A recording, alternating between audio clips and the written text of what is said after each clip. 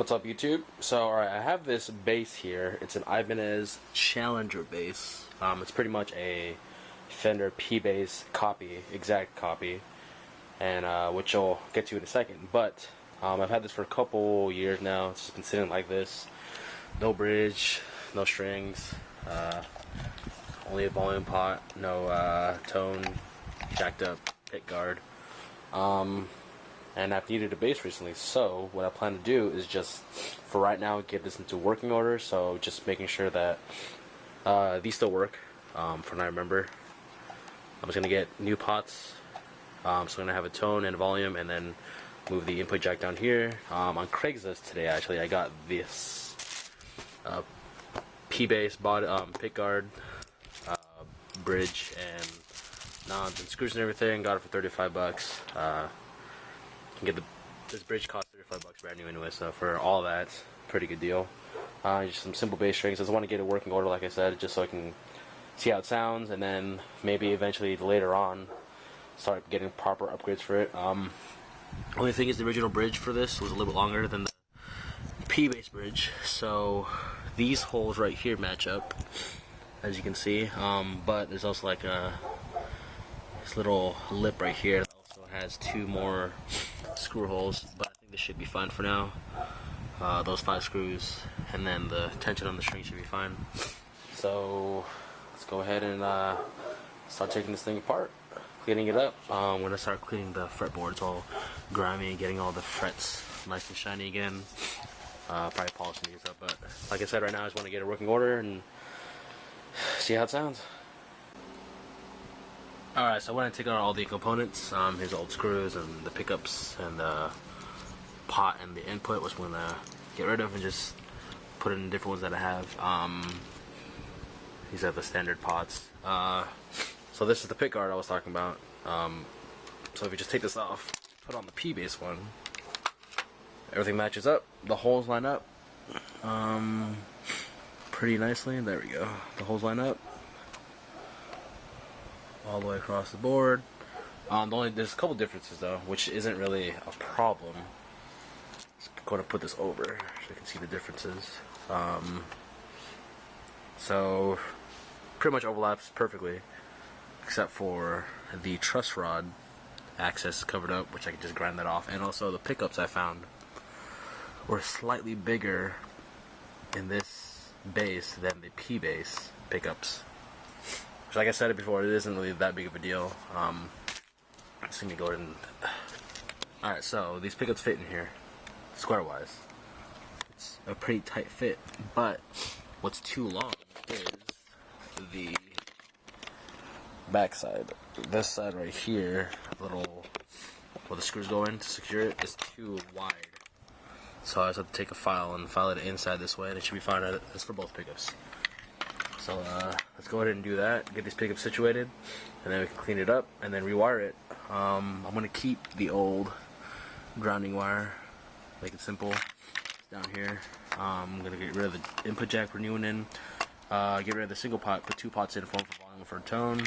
Keep these 2 pickups. I do have another pickup from another bass that I took apart that would fit in here without grinding it down.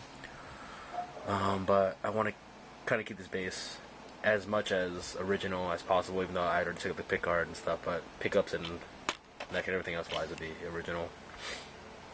But alright, let's get to it.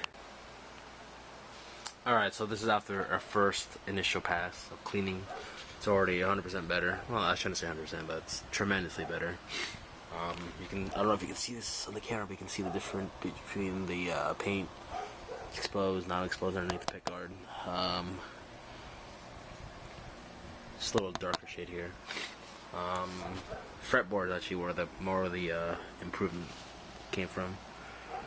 Hot cleaner, Hexox hot cleaner.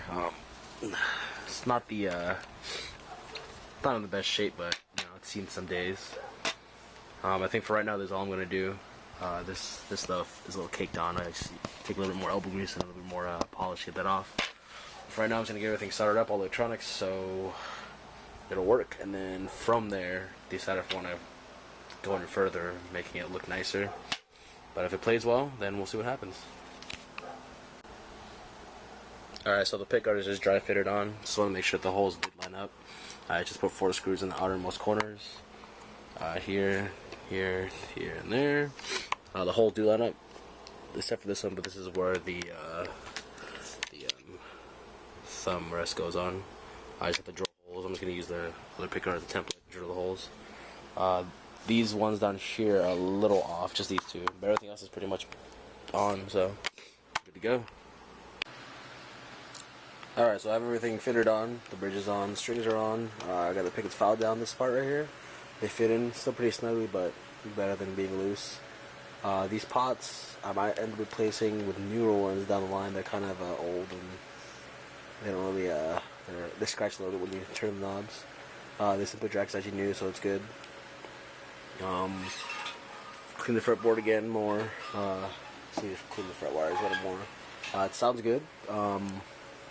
I did have an initial problem with volume, but I found out that I put the pickups a little too low. They're like almost flush with the pick guard. I didn't notice it when I first started playing it, but brought them up higher now. It sounds fine. When I replace these two pots, I'm going to go ahead and just rewire everything with new wires. There is a bit of a grounding issue. I think that has to do with the old wires that I didn't change from the pickups to the pots. But the wires from these pots to the jack to the ground were all new. So I think I'm just going to replace these wires because they are not. The wires are not inside the pickup; they're just wired to posts that are sticking out of the actual pickup itself. So you can replace the wires, or I might just replace these pickups altogether. I'm not too sure if that will get rid of the grounding issue. There's a weird thing under here that I've never seen before. But I guess it's common. There is a brass or a copper grounding plate underneath the pickups that these two share a common ground. So instead of the ground being connected between the two pickups itself, it's connected to the grounding plate underneath it. So I'm not really too familiar with base electronics, so that's new to me. Looks like it's pretty common from what I read online, but I might just go ahead and replace that with other pickups I have that don't have the grounding plate. Maybe that'll help, but it sounds fine. But that's just off the initial sound test, so I'm going to go and do that at a later time. But so just keep up there for that video, and we'll see what happens. All right, thanks.